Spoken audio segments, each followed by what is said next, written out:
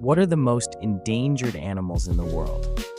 Kicking it off, rat number 5, we have the Tapanuli orangutan, with roughly 800 left in the world. At number 4, we have mountain gorillas, with roughly 750 left alive. On to number 3, we have the Sunda Island tiger, with less than 400 in the wild.